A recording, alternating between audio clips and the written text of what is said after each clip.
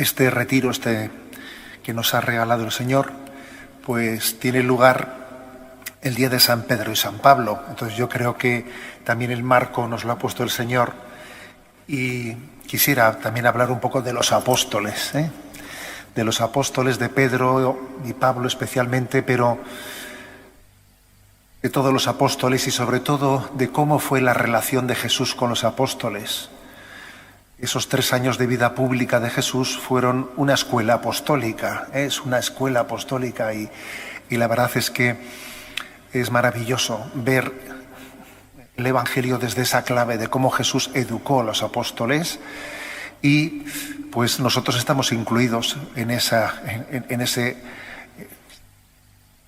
familia educada por Jesús.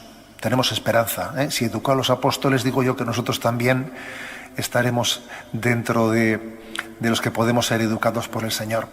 Hoy, que es día de San Pedro y San Pablo, yo siempre suelo decir que es bueno recordar que los apóstoles, ¿cuántos son? Y enseguida viene la respuesta inmediata, ¿no? 12, ¿no? A ver, 12 más 1. Porque San Pablo es 13, ¿no? El San Pablo es el 13º. Entonces, no olvidemos esto. Los apóstoles son 12. Judas fue sustituido por Matías, de acuerdo. Pero ¿y San Pablo qué? A ver, que celebramos la fiesta de San Pedro y San Pablo, Yo digo que los apóstoles son 12 más 1. Y ese más 1, que es San Pablo, nos representa a todos nosotros, que estamos llamados también a participar de la apostolicidad de la Iglesia. Y dice él, al final entré yo como un abortivo, dice San Pablo, ¿no? Allí me introduje yo en el colegio apostólico. Pues así estamos los demás, introducidos en ese colegio apostólico por pura misericordia, como San Pablo. 12 más 1, y el 1 eres tú y yo. Eso yo creo que forma parte de nuestra espiritualidad. Y yo, cuando confirmo a los chavales, y el sacramento de la confirmación también de alguna manera les une a la apostolicidad de la Iglesia, se lo digo, 12 más 1, y estamos llamados a ser Pablo. Es maravilloso que el Evangelio muestre cómo tiene lugar esa educación, porque los apóstoles fueron muy generosos, lo dejaron todo por seguir a Jesús. Vamos, es impresionante. Pasó por allí Jesús, estaban echando las redes y les dijo, ven y sígueme. Tú fíjate, dejaron las redes y le siguieron. Madre mía, vaya respuesta, ¿no? De 10, ¿no? De 10. Estaba Mateo en la mesa, en la mesa de los impuestos. Pasa Jesús, le mira a los ojos y le arranca, la mirada de Jesús le arranca de la mesa de los impuestos. Uno parecería que con una respuesta así, vamos, la santidad ya está conseguida, la santidad ya está realizada. Y lo cierto es que no es así. Sí, es verdad que el encuentro con Jesús fue un primer encuentro de conversión muy importante. La primera conversión es determinante, ese cruzarse la mirada con los ojos de Jesús y ver que Jesús es tan maravilloso que nos lleva a estimar basura todo el resto de nuestra vida. Somos capaces de dejarlo todo por seguirle. Bien, pero uno podría pensar que en ese momento ya estaba la conversión realizada, y no, era una primera conversión. Pero la segunda conversión es clave en la vida. Fijaros, estamos también concluyendo los 500 años de la conversión de San Ignacio. El año ignaciano va a concluir el 31 de julio, 500 años de su conversión. Yo creo que es muy importante decir cómo en San Ignacio hubo una primera conversión y él se pensaría que con esa ya estaba toda hecha, porque cuando él en el castillo, en la torre, el castillo Torre de Loyola, allí tiene en la convalecencia, después de haber caído herido en la defensa del castillo de Pamplona, él en ese momento pues dice, entrega su vida a Cristo. Si vais allí veréis que hay un letrero que dice, aquí entregó su vida a Dios Íñigo de Loyola. Y claro, cuando uno decide entregar eso, dejarlo todo, irse a Manresa, cambiar sus ropas de caballero por las de un pobre, etcétera, etcétera, uno, ¿qué es lo que piensa? Meta conseguida, conversión coronada, santidad lograda. Pues no es verdad. sin la segunda conversión, la primera todavía no está consolidada. Luego llegó el momento en que Ignacio, sí, él quería ser santo, darlo todo por Cristo ya, pero a su manera, ¿sabes? A su manera. Entonces él pues pensó, bueno, yo iré a Tierra Santa y en Tierra Santa pues allí viviré como Jesús vivió. Se había hecho una idea de santidad pues un poco, no sé, llámale hippie, o sea, un poco hippie. Yo allí viviré pues en una cueva como... Pero claro, allí no paró hasta que llegó, se metió en una peregrinación que entonces era costosísimo poder ir a Tierra Santa, consiguió llegar y allí pues intentó separarse del grupo y quedarse por ahí como un ermitaño, ¿no? Viviendo en Tierra Santa. Y los franciscanos, que eran custodios de Tierra Santa, que le vieron y vieron que tenía más peligro que un neoconverso, que tenía un peligro tremendo, y era, cuidado, tú de nuevo aquí al grupo y a embarcar, y Ignacio se quería escapar. Y le tuvieron que enseñar una bula que tenían los franciscanos, dada por el Papa, por la que tenían autoridad para excomulgar a alguien si se le resistía, diciendo, o tú te metes al barco y vas de vuelta, o si no te excomulgamos. Y claro, San Ignacio tuvo ya que, tú aquí no te puedes quedar solo de esta manera. Bueno, pues allá que regresa, ¿no? Pero él dijo, ya volveré, claro. Que yo tengo pensado, yo tengo que ser santo aquí y tal.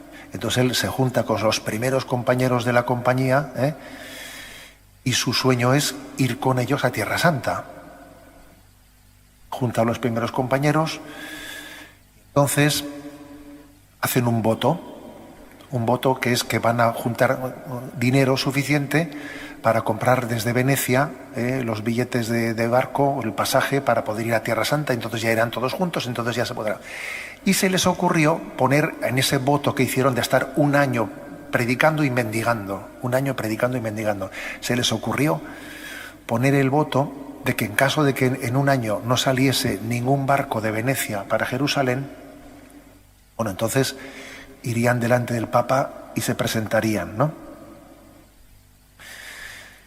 Entonces resulta, Ignacio Tellechea, en el libro Solo y a pie, que es una preciosidad de la vida de San Ignacio, cuenta él que él ha estudiado los anales de los libros del puerto de Venecia, y aquel año fue el único año en todo el siglo que no salió ningún barco para Jerusalén, ¿sabes? Porque los moros estaban atacando y tal, y no salió ningún barco. Entonces, claro, ellos, viendo que su plan se frustraba, claro, se acordaron de la cautela que habían introducido en el voto, que en caso de que tal, pues se presentarían delante, pues que el dinero lo cogieron, lo repartieron entre los pobres, después de haberlo mendigado, y se presentaron ante el Papa, y el Papa les dijo, pero vosotros ¿a dónde vais? A Jerusalén. Aquí eso, ¿cómo se os ha ocurrido eso, no? Si ahí están los hijos de Francisco, vosotros ahí ¿qué vais a ir? La Iglesia os necesita de otra manera y en otros lugares, ¿no? Y entonces en ese capítulo dice Ignacio Tellechea, soñó en Jerusalén, pero despertó en Roma. Entonces, y es una imagen concreta de la segunda conversión. Sin la segunda conversión, la primera no es verdadera. Y yo todo lo daré todo como San Pedro, ¿sabes? Daré mi vida por ti, aunque todos te nieguen. A ver, un poquito menos, un poquito menos, Pedro. La segunda conversión es clave porque en el fondo nosotros queremos ser de Dios, pero a mi manera, a mi modo, y según mis planes. Entonces, cuando llega el momento culminante, el Señor le dice a Pedro, Pedro, cuando eras joven tú mismo te ceñías e ibas a donde querías, pero cuando seas viejo, otro te ceñirá y te llevará a donde no quieras. Venga, ven y sígueme. Y ese versículo es un versículo clave en la vida, en nuestra vida, porque uno puede hacer muchas cosas. La primera conversión es muy bonita, es preciosa y necesaria, y tenemos que pedírsela al Señor, ¿no? Pero es verdad que la primera conversión todavía no ha purificado el hombre, pues nuestro amor propio. Y los apóstoles, cuando el Señor les llamó y fueron tan generosos y dejaron todas las redes y le siguieron, fue una primera conversión maravillosa, generosísima, como la de San Ignacio, ya. Pero el hombre viejo todavía estaba dentro, ¿sabes? Estaba en la mochila, estaba en la mochila, y entonces tenía que ser purificado. Tenía que ser purificado, ¿no? Eso forma parte de la verdadera espiritualidad. La segunda conversión es la que autentifica la primera, y San Ignacio, pues el resto de su vida es la segunda conversión, ir descubriendo que las cosas no son como él había imaginado. Dios tenía otros planes y otros caminos, y me tengo que ir purificando de mi forma de ver las cosas y dejar a Dios que lleve las riendas de mi vida, y no pretender yo ser el que le diga a Dios cómo tiene que hacer las cosas, sino dejarle a Dios la iniciativa de nuestra vida. Esa es la segunda conversión. Para lo cual tiene que haber ahí pues toda una purificación interior.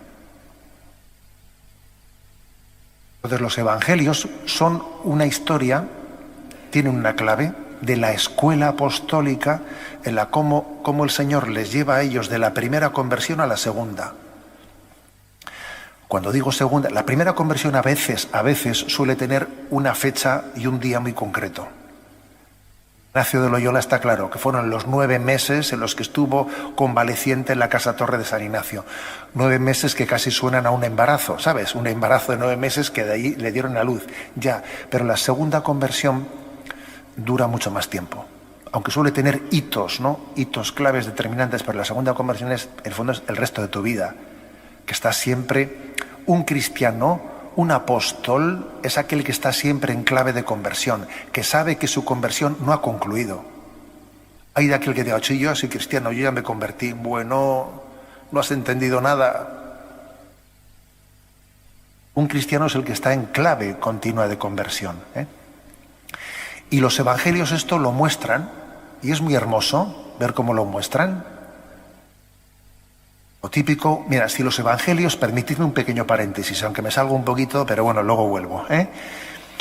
Esto es hasta pues un elemento para entender la historicidad de los evangelios. Cuando se estudia los evangelios desde el punto de vista histórico, crítico, de si son libros que narran la verdad o más bien han sido escritos en plan fantasioso, un elemento clave es este. Si los evangelios hubiesen sido inventados por los apóstoles, escritos por ellos, inventándose la historia, ¿te crees tú que los primeros apóstoles, el primer papa, hubiese puesto en el Evangelio cómo Jesús le pegó un tirón de orejas y le dijo, apártate de mí, Satanás, que tú piensas como los hombres y no como Dios? Menudo tirón de orejas le dio Jesús a Pedro. Y eso el Evangelio lo cuenta, no lo censura. O por ejemplo, cuando dice cómo Pedro le negó 3 veces a Jesús, ¿no? El primer papa le negó 3 veces a Jesús. Y eso no lo han censurado, lo han puesto. Entonces, ¿eso qué explicación tiene? Pues que es verdad, que es un argumento de historicidad.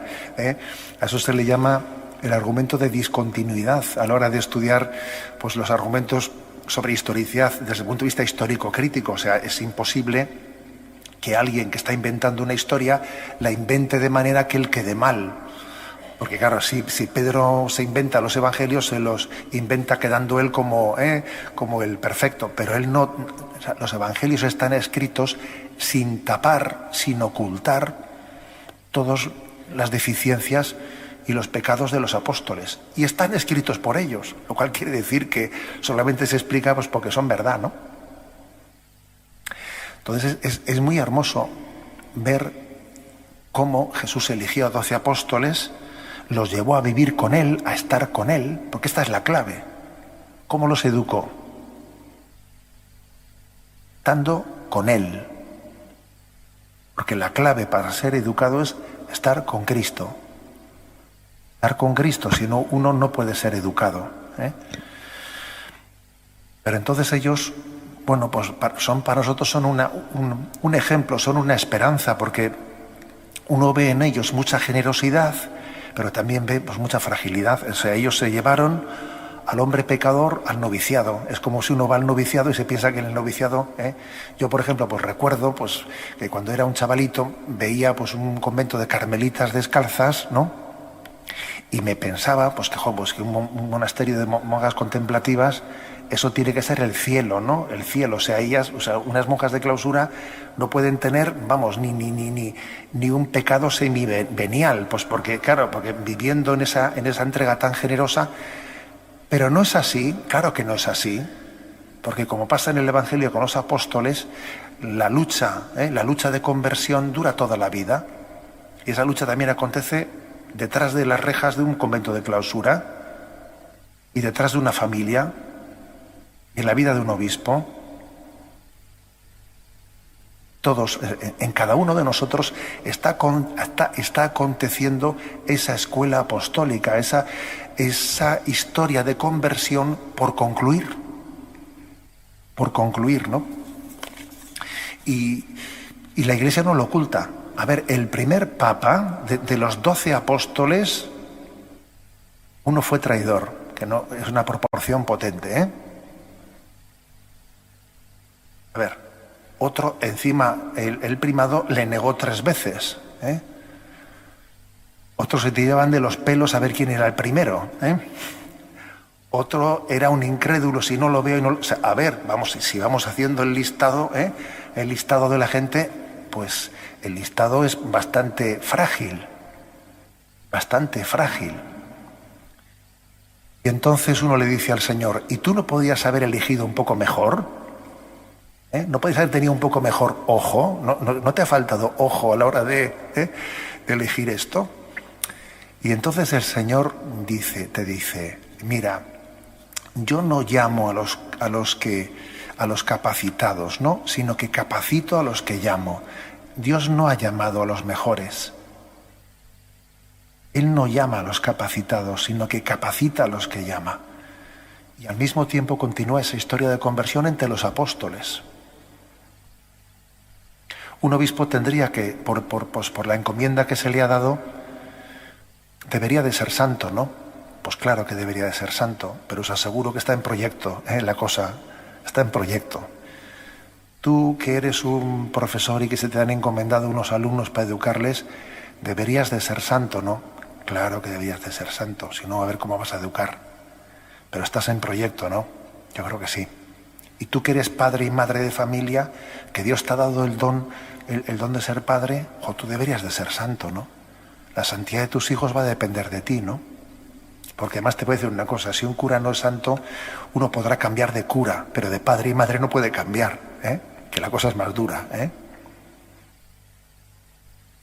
Pero estás en proyecto de santidad, ¿o no? O sea, un hijo tiene derecho a ver a sus padres entregados a la causa de su conversión, verle a sus padres en proyecto de conversión. Unos fieles tienen derecho a ver que su cura está en proyecto de conversión. Unos sacerdotes tienen derecho a ver que su obispo está en proyecto de conversión, que lo toma como objetivo en su vida. No estamos para vernos perfectos unos a otros, sino para vernos en proyecto de conversión.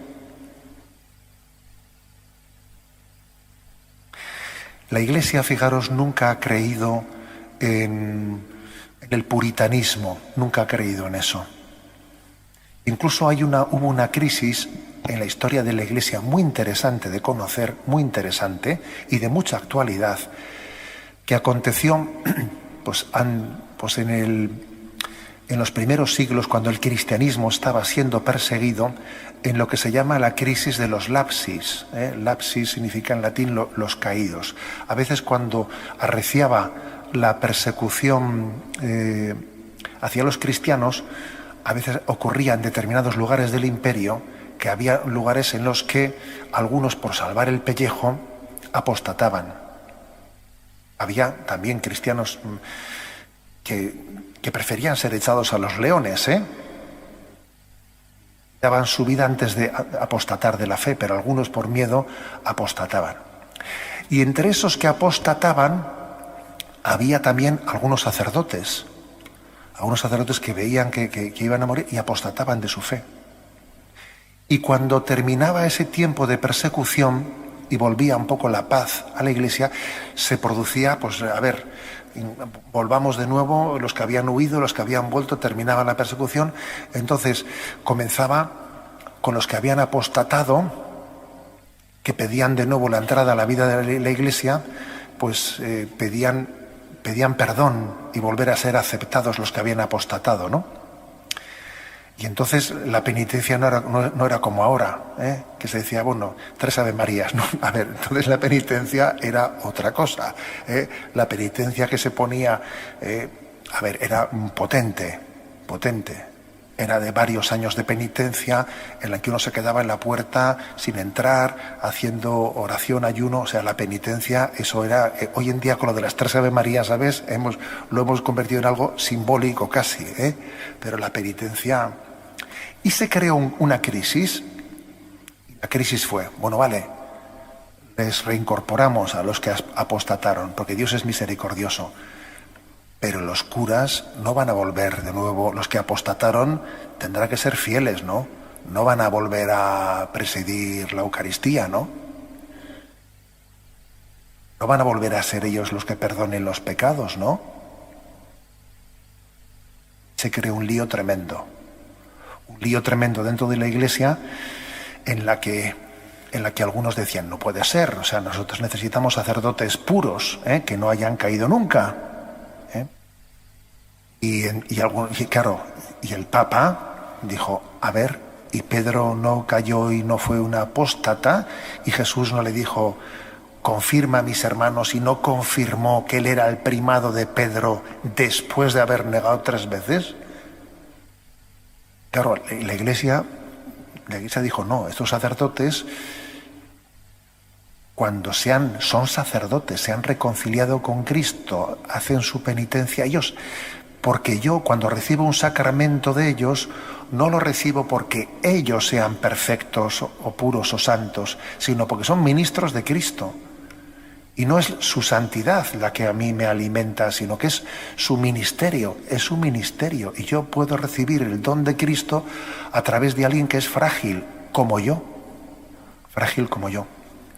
Esa fue la crisis de los lapsis, que hizo que algunos se separasen de la Iglesia Católica, un poco, digamos, un sector que era rigorista, tertuliano, y algunos padres de la Iglesia que fueron, digamos, rigoristas, montanistas. Ellos decían, no, la Iglesia tiene que ser de los puros, en ella no podemos admitir nadie que haya metido la pata. Pues esa no es la Iglesia de Cristo, señores. La Iglesia de Cristo es la Iglesia de los apóstoles, que el que no era tuerto era cojo y el que no era manco. Pero es que entre todos hacemos uno. Yo a veces en plan de broma digo, mira, entre un tuerto, un cojo y un manco, entre todos hacemos uno. Cada uno pone y así Dios construye, ¿no? Lo cual no quiere decir, porque esto podía ser malinterpretado, lo cual no quiere decir que no aspiremos a la santidad plena y no tengamos la llamada plena a la conversión. Pero lo cual quiere decir que todos tenemos que estar en proyecto de conversión, como esos apóstoles estuvieron en proyecto de conversión. Y además, después de los 3 años, ¿pensáis vosotros que Jesús ya completó la segunda conversión en esos 3 años? Pues yo creo que no. Porque justo cuando estaba a punto de ascender a los cielos, va uno y le pregunta, ¿es ahora cuando vas a restaurar el reino de Israel? Y dice, hijo, no has entendido nada. Estoy a punto de ascender a los cielos y ahora tú sales con esa pata de banco. Bueno, lo que vemos en los evangelios, ¿no? Lo que vemos en los evangelios es la paciencia de Jesucristo en educarnos. Pero paciencia y perseverancia, porque a veces entendemos mal la paciencia. La paciencia a veces la entendemos como déjalo ya, que ya es imposible. No, quieto. Eso no es paciencia. Eso es desesperanza. Jesús era paciente educando, pero era perseverante. Su misericordia no tenía ni un ápice de dejación, ¿no? Entonces, Es hermoso ver, ¿no?, que Jesús no eligió a los capaces, sino que capacitó a los elegidos y se tomó en serio, ¿no? Se tomó en serio esa gran apuesta, ¿no?, por la santificación de todo, esa segunda conversión en la que todos nosotros estamos inmersos. Alguno dirá, a mí todavía me falta la primera. Bueno, pues estás a tiempo, ¿eh? Pero entre la primera y la segunda, al final, pues es difícil distinguir porque todo está unido, ¿no? Entonces, dentro de esa escuela de purificación, fijémonos en cuáles son los obstáculos que a veces nos hacen sufrir mucho, que nos parece a nosotros que son los impedimentos principales para que yo pueda tener mi segunda conversión, de los que son verdaderamente más claves, ¿no? Por ejemplo, a veces nos parece a nosotros que lo más, digamos, el obstáculo principal que tenemos para esa segunda conversión suele ser el carácter que tengo. Tengo un carácter que me pierde. Tengo un carácter que lo echo a perder todo en un ratito, O me vengo abajo, me pega el bajón, me pega el bajón y entonces me quedo aislado, etc. A veces pensamos que mi mayor dificultad para esa conversión es mi carácter, ¿no? A ver, los apóstoles tenían caracteres muy distintos, ¿no? Unos eran súper impetuosos, ¿no? Los hijos del trueno, los hijos de Zebedeo. ¿Quieres que mandemos que venga un rayo del cielo y que acabe con ello? Vaya carácter tenían los tíos, ¿no? Y entonces les llaman los hijos del trueno. Dice, un poquito menos, un poquito menos. Y Felipe, pues yo creo que tenía pinta de ser un pesimista, ¿no? Ese que dice, bueno, vayamos y muramos con él. Joder, pues vaya expresión, hijo. O sea, tú ves ciertas expresiones, ¿no?, en los apóstoles que delatan, pues, unos caracteres muy distintos, ¿no?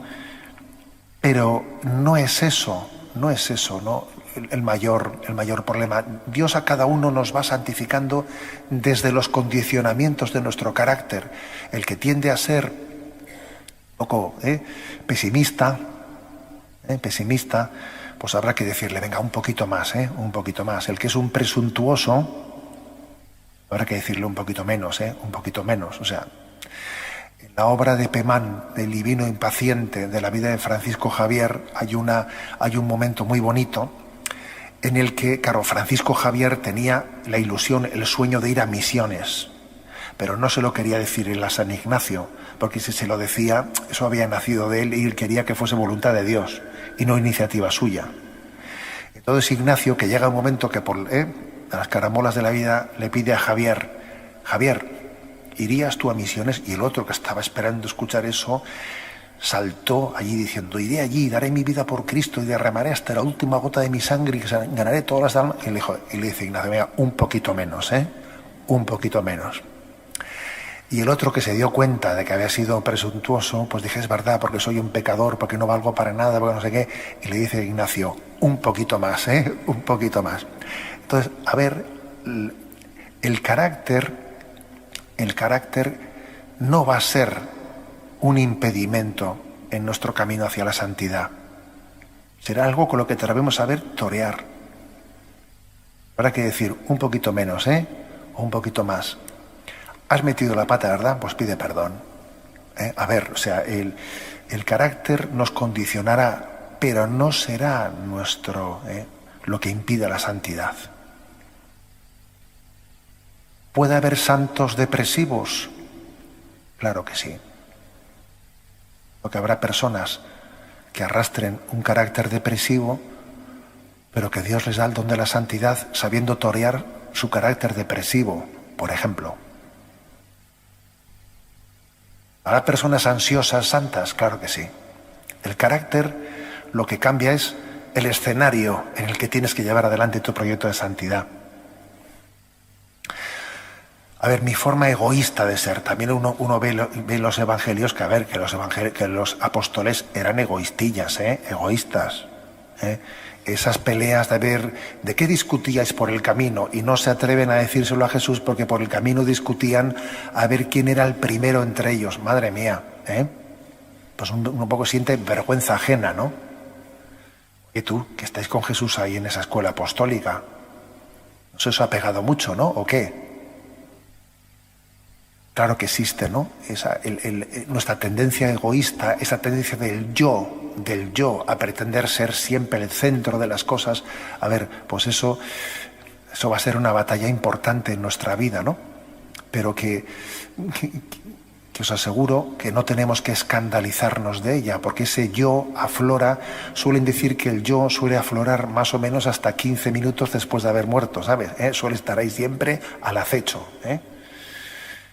Pero lo importante es que no le justifiquemos, que sepamos desenmascararle, que sepamos ver cómo somos unos niños, reírnos de nosotros mismos, ¿no? y de nuestra tendencia a pretender ser siempre pues el perejil de todas las salsas y ser siempre el centro el centro de atención de los demás, pues como un niño que te asomas a la cuna y te deja de llorar. Si te alejas, vuelve a llorar, que lo que quieres atención. Los mayores somos parecidos, ¿sabes? A ver, somos como el niño que te asomas al Moisés y llora o no llora, que somos así. Y lo que tenemos que hacer es descubrirlo, ponerlo delante de Dios y reírnos un poco de nosotros mismos, ¿no? Y pedirle al Señor que esa tendencia egoísta pues la sanemos en su presencia, ¿no? Somos cobardes. Alguien dice, yo es que con lo perezoso y lo cobarde que soy no sé si va a poder ser santo. A ver, Pedro fue cobarde y su supuesta valentía se demostró que era de cartón, de cartón piedra, como le dice, o sea, que no era de piedra.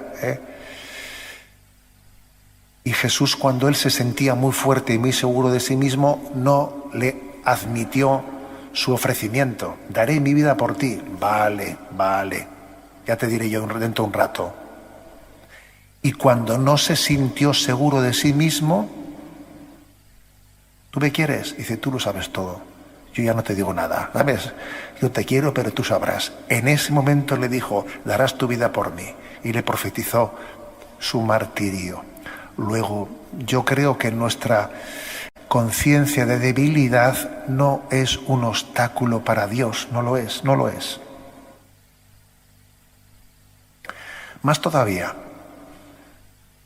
nuestra falta de fe o nuestra débil fe es un obstáculo en nuestro camino hacia la santidad. Jesús reprende la falta de fe. Hombres de poca fe, ¿por qué habéis dudado? Si tuvieseis fe como este granito de arena, ahora si os fijáis, las reprensiones suyas por la falta de fe siempre están ligadas al cariño y a la paciencia. Son tirones de oreja cariñosos. Hombres de poca fe, ¿por qué habéis dudado? Jesús es consciente de de esa dificultad que tenemos, ¿no?, para creer. Y tuvo la misericordia de que hubiese un apóstol que apareciese como incrédulo y que necesitase ver y tocar y palpar, ¿no? Y Tomás es también un regalo de Dios para que todos entendamos que hasta en la dificultad, ¿no?, de confiar y de tener fe, ahí también Dios está llevando adelante su obra de santificación. En medio de ese confío, me cuesta confiar, pero digo, Señor, en ti confío. En medio de ese creo, pero aumenta mi fe. Una persona que tenga una fe atormentada me refiero que tiene que estar luchando con su falta de confianza, está en proyecto de santidad, ¿sabes? Está en proyecto de conversión. Su dificultad para creer y para confiar no impide que Dios colme adelante, ¿no?, el proyecto de santidad. Les pasó a los apóstoles, nos pasa a nosotros. La clave está en que tú no pactes, sino que sigas siempre, ¿no?, sobreponiéndote, ¿no?, a nuestra tendencia carnal, incrédula.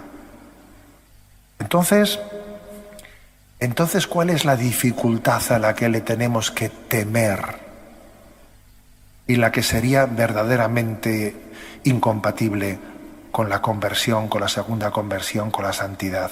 Pues sin duda alguna uno ve la historia de los apóstoles y esa dificultad a la que le tenemos que tener es a la desesperación de Judas. Porque ahí sí que acontece algo que en el fondo es el pecado contra el Espíritu Santo. Es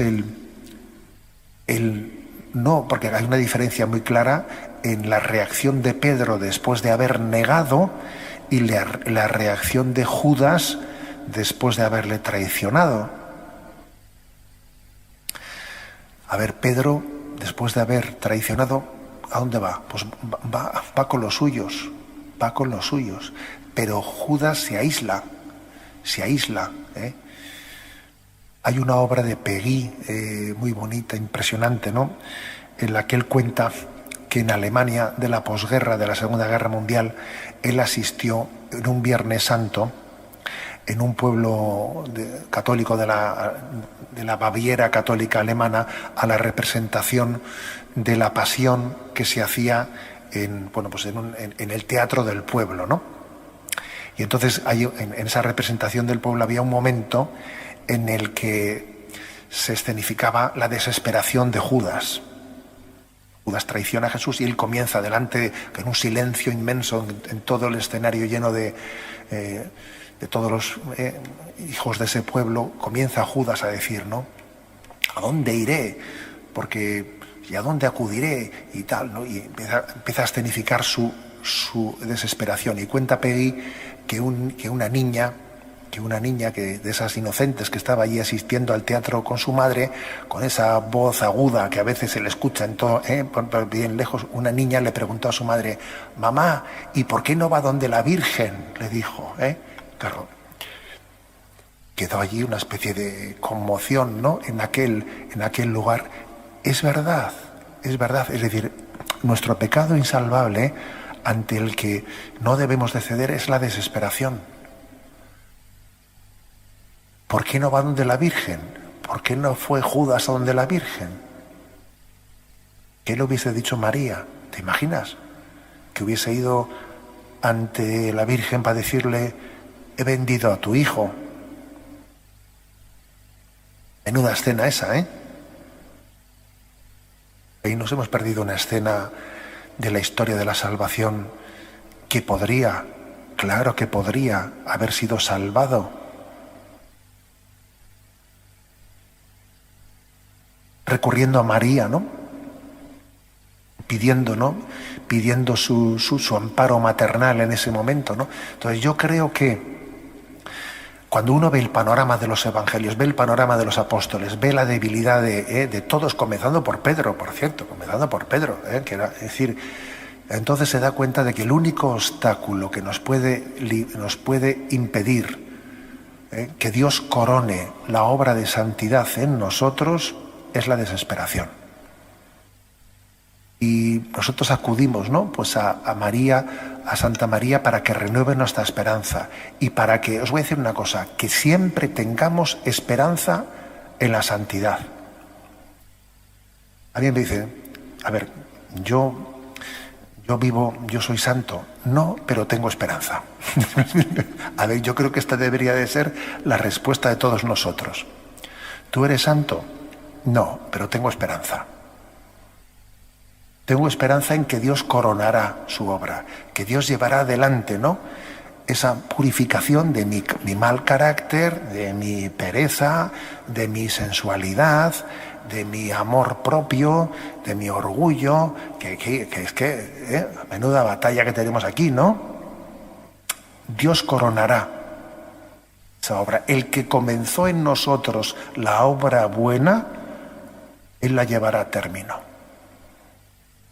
Eso es lo que nos muestran, ¿no?, los apóstoles. Les veneramos como santos, claro. Pues porque hasta el final no está, no se corona la obra. Hasta el final ese proceso de purificación, de iluminación es necesario para que finalmente podamos tener la unión plena con Cristo, ¿no? Coronando ese proceso de santidad. Por lo tanto, confiamos plenamente en que Dios coronará su obra. Tenemos esperanza, ¿no? En que lo que hizo con los apóstoles lo va a hacer con cada uno de nosotros. Gloria al Padre, al Hijo y al Espíritu Santo, como era en el principio, ahora y siempre, por los siglos de los siglos. Tenemos este rato de oración en el que iremos también intercalando algunos cantos. Y yo os sugiero, ¿no?, que una y mil veces al Señor le pidáis el don de la esperanza de que Él corone la obra de santidad que ha iniciado en nosotros.